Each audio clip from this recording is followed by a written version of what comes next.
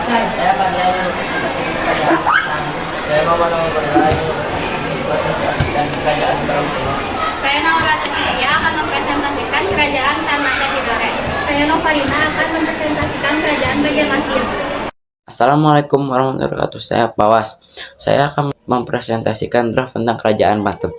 Kerajaan Banten memiliki julukan Gardu Pulau Jawa. Salah dua yang memimpin kerajaan itu adalah Sultan Demak atau Fatilah dan Sultan Agung Tirtayasa. Lokasi Banten sendiri berada di Jawa bagian barat. Peninggalan Banten salah satunya adalah Masjid Agung Banten. Peristiwa yang jadi saat itulah Fatilah menguasai bagian utara Banten sampai dengan Cirebon. Hal itu dilakukan untuk memperkuat kedudukan Banten dan perdagangan Banten. Dan saat itu Sunda Kelapa diganti namanya menjadi Jayakarta. Dan pemerintahan Banten dipegang oleh Fatilah. Dan saat itu Cirebon dipegang oleh anaknya Fatilah, yaitu Pangeran Pasaren. Dan setelah Pangeran Pasaren wafat, Cirebon diambil alih oleh Fatilah. Dan Banten diserahkan kepada Hasan, anaknya kedua, yaitu Hasan. Puncak kejayaan Banten yaitu berada di tahun 1651 sampai dengan 1682. Dia dipimpin oleh Sultan Agung Tirtayasa yang tegas, dan saat itu Banten menjadi pusat perdagangan dari lada yang berasal dari Banten dan Lampung, cengkeh, serta pala dari Maluku. Tapi setelah masa kejayaan Banten tersebut, Banten memiliki kemunduran karena adanya penjajahan dari Belanda. Dan sekian itu presentasi dari saya. Wassalamualaikum warahmatullahi wabarakatuh.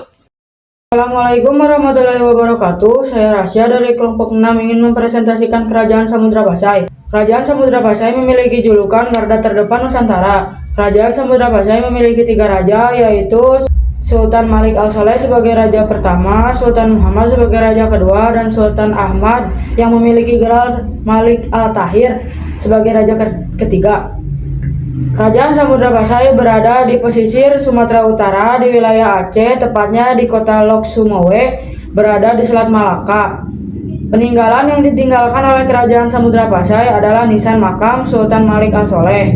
Peristiwa penting yang terjadi pada Kerajaan Samudra Pasai adalah pada masa pemerintahan Sultan Ahmad yang memiliki gelar Malik Al-Tahir mendapat kunjungan dari Ibnu Battuta. Beliau meninggalkan catatan-catatan yang berisi Samudra Pasai memiliki pelabuhan yang sangat penting di jalur perdagangan Selat Malaka, yaitu sebagai pusat perdagangan lada.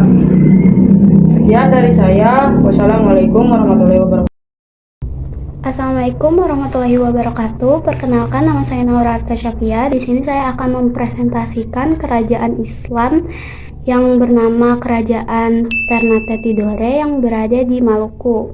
Kerajaan itu memiliki nama julukan yaitu Emas dari Timur Nusantara. Raja Kerajaan Ternate Tidore adalah Sultan Ba'abullah. Deskripsi Kerajaan Ternate Tidore: yang pertama ada peninggalannya yaitu Istana Sultan Ternate, dan yang kedua ada peristiwa penting yang terjadi pada masa kerajaan tersebut, yaitu pada tahun 1607 Belanda melakukan perjanjian secara formal dengan Ternate untuk memegang kekuasaan di Seram Barat. Assalamualaikum warahmatullahi wabarakatuh. Perkenalkan, nama saya Novarina dari kelas 7I. Saya akan mempresentasikan tentang Kerajaan Banjarmasin.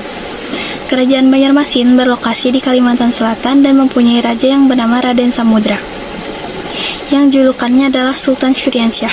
Ada 3 peninggalan Kerajaan Banjarmasin, yaitu Makam Sultan Syuriansyah, Masjid Sultan Syuriansyah, dan Candi Agung. Kerajaan Banjarmasin disebut juga Kerajaan Islam karena agama Islam sebagai agama negara terlihat dengan jelas pada masa pemerintahan Sultan Adam Al-Wasik Billah. Namun sayangnya, Kesultanan Banjarmasin telah sekian lama tak terangkat ke permukaan. Hal ini bisa jadi konon karena kesultanan ini perang melawan kolonial pada tahun 1857, sehingga kerajaan di bumi dihanguskan oleh Belanda. Wassalamualaikum warahmatullahi wabarakatuh.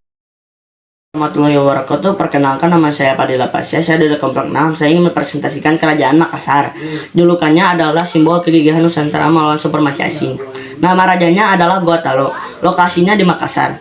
Dan peninggalannya adalah Benteng Fort Rotterdam, Makassar, peninggalan Gotalo. Peristiwanya adalah Perlawanan terhadap Belanda yang sengit terjadi pada era Sultan Hasanuddin, pemerintahan II dari tahun 1653 sampai 1669. Dan Belanda mengalihkan perhatiannya ke Makassar, Al-Plaza, Superboan. Pertama-tama nama saya Muhammad Al-Fatihah. Saya ingin mempresentasikan nama kerajaan Mataram Kendari di kelompok. Merupakan nama kerajaan Mataram adalah melancarkan luahan peradaban Nusantara Pulau Jawa. Peninggalan Candi Pelausan merupakan perpaduan dari cara awal Buddha dan Hindu yang dibangun sebagai simbol persatuan dan kesatuan dua keluarga melalui pernikahan, rakai, ikatan, dan selama dakwah dan peristiwa pada tahun 856 Balputra dari Wangsa Syadirindra berusaha merebut kekuasaan dari rakai Pikatan tetapi gagal. Beliau kemudian melarikan diri ke Sriwijaya dan berhasil menaik kata menjadi rakyat. Wassalamualaikum warahmatullahi wabarakatuh.